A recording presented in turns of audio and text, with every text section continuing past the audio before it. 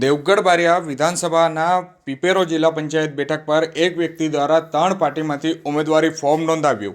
આ તારીખ 11/3/2026 શનિવારના રોજ બપોર 3 કલાક સુધીમાં દેવગઢ બારિયા વિધાનસભા વિસ્તારના ભરતસિંહ વાખલા જેઓએ ભારતીય જનતા પાર્ટી, આમ આદમી પાર્ટી અને કોંગ્રેસમાંથી પોતાની દાવેદારી નોંધાવી છે।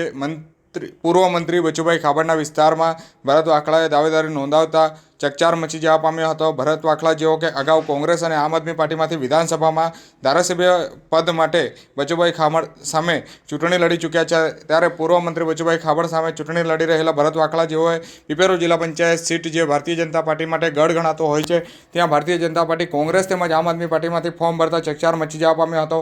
હાલ ભારતીય જનતા પાર્ટી, કોંગ્રેસ અને આમ આદમી પાર્ટીમાંથી કોને મેન્ડેટ આપ્યું છે તે હાલ સ્પષ્ટતા થઈ શકી નથી, પરંતુ આમ આદમી પાર્ટી દ્વારા જે યાદી જાહેર કરાઈ હતી તેમાં ભરતસિંહ વાખલાનું નામ સામેલ હતું। ત્યારે હવે કોંગ્રેસ અને ભારતીય જનતા પાર્ટી દ્વારા મેન્ડેટ આપવામાં આવ્યું છે કે કેમ તે તો ફોર્મ ચકાસણીના દિવસે જ ખબર પડશે।